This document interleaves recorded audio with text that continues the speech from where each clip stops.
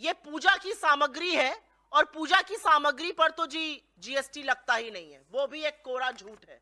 ये सीबीआईसी जो indirect tax की वेबसाइट है, जो जीएसटी जिसके अंतर्गत आता है, उसकी वेबसाइट का स्क्रीनशॉट मेरे हाथ में है। इसमें 10 चीजें हैं पूजा की सामग्री में जिस पर जीएसटी नहीं लगता है। ये कल रात की ली हुई प्रिंट आउट है। उसमें रुद्राक्ष की माला है, और आपकी सहूलियत के लिए, जिससे कि लोगों को दिखा हुआ ज्यादा याद रहता है, ये सारी चीजें हम लेकर आए हैं कि पता रहे। क्योंकि गंगा जल पर जब झूठ जो बोल सकता है, मां गंगा के नाम पर जो झूठ बोल सकता है, वो तो हर चीज पर झूठ बोल सकता है। तो ऐसे लोगों को साक्ष्य दिखाना बड़ा जरूरी होता है। रुद्राक्ष की माला पर जीएसटी नहीं है, रुद्राक्ष या तुलसी माला पर जीएसटी नहीं है। पूजा सामग्री में नंबर 1 ये है। उसके बाद यज्ञोपवीत पर, ये आप सब लोग जानते हैं जो पूजा पाठ करते हैं, इस पर जीएसटी नहीं है। बिना ब्रांड के शहद पर जीएसटी नहीं है। आपकी तरफ इसको पता नहीं क्या कहा जाता है, हमारी तरफ इसको कलावा कहा जाता है, रक्षा सूत्र भी कहते हैं, इस पर भी जीएसटी नहीं है। विभूति ज्यादातर साउथ इंडिया में लगाई जाती है, इस पर भी जीएसटी नहीं है। रोली पर जीएसटी नहीं है, चंदन के टीके पर जीएसटी नहीं है, दिए की बाती पर जीएसटी नहीं है, और जो खड़ाऊ लकड़ी का, और ये सिर्फ प्रतीकात्मक है, जो खड़ाऊ लकड़ी का साधु संत पहनते हैं या वो लोग जो पहनते हैं, जो अनुष्ठान करते हैं, इस पर भी जीएसटी नहीं है। बाकी सब चीजों पर जीएसटी इसमें अंकित है। चरणामृत पे जीएसटी नहीं है। अभी तक इसमें गंगा जल का कोई विवरण नहीं आया है। ये मैं वेबसाइट से जीएसटी की लेकर आई हूं। नील जीएसटी इन 10 चीजों पर है जो मैंने आपको दिखा दिया। गंगा जल का इसमें जिक्र नहीं है।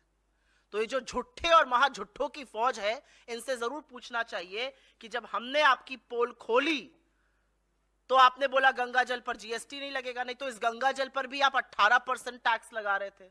अब आप सोचिए कि जो धर्म के स्वयंभू ठेकेदार हैं, वो सबसे ज्यादा धर्म के अनुयायियों को ठगते हैं। क्या है ये गंगा जल? हिंदू धर्म में गर्भधारण से लेकर मृत्यु तक 16 कर्मकांड होते हैं, और उन सब में गंगा जल अनिवार्य है। घर की शुद्धि के लिए, आचमन के लिए। चरणामृत में जब तक गंगा जल नहीं पकता, वो आप देवी देवताओं को चढ़ा ही नहीं सकते हैं। तो इन सब चीजों में गंगा जल अनिवार्य है, और सरकार की प्लानिंग तो ऐसी थी कि इस पर भी टैक्स वसूली करी जा रही थी। इस पर भी 18% टैक्स श्रद्धालुओं से लिया जा रहा था। कांग्रेस ने जब इस मामले को उठाया, इनके सच का पर्दाफाश किया, इनका भांडाफोड़ किया, तब जाकर कहीं पर इन्होंने वो टैक्स हटाया।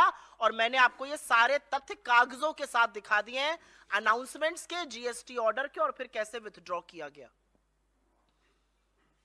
नवरात्र चल रहा है, बहुत पावन पर्व है। 9 दिन देवी के 9 रूपों की उपासना की जाती है। अलग अलग मान्यताओं से मनाया जाता है, अलग अलग रीति रिवाजों से मनाया जाता है। कहीं पर माँ का मायके आना, तो जैसे बेटी घर आती है हर्षोल्लास होता है, वैसे आपको बंगाल के पंडालों में प्रतिमा और पंडालों में दिखेगा। कहीं पर रात भर गरबा और डांडिया किया जाता है, कहीं पर व्रत उपवास किया जाता है, कहीं पर गोलू सजाया जाता है। लेकिन 9 दिन उपासना माँ की जरूर होगी। तो इस बार जब उपासना होगी और गंगा जल पर जीएसटी नहीं देना पड़ेगा, तो श्रद्धालुओं के मन से हमारे लिए आशीर्वाद और आशीष जरूर निकलेगा। और उसी आशीष का परिणाम है कि हम इनके हर झूठ का भांडाफोड़ करते रहेंगे, क्योंकि यह सच की लड़ाई है, और सच में ये हमेशा हमेशा झूठ बोलने का काम करते हैं। तो आपके सामने ये तथ्य लाना जरूरी था। थोड़े दुख के साथ ये बात ये भी कहती हूं कि ये इन्वेस्टिगेशन, ये फैक्ट चेक तो आप कुछ साथियों को करना चाहिए था, हम लोगों को करना पड़ रहा है। लेकिन कोई बात नहीं, बहुत सारे लोग हैं जो ऐसा काम नहीं कर रहे हैं। आश्वस्त रहिए, हम ये काम जरूर करते रहेंगे, और सरकार का जो असली चेहरा है उसको बेनकाब करते रहेंगे। और असली चेहरे में धर्म के ये स्वयंभू ठेकेदार धर्म के नाम पर सबसे ज्यादा लोगों को ठगते हैं। मां गंगा को भी इन्होंने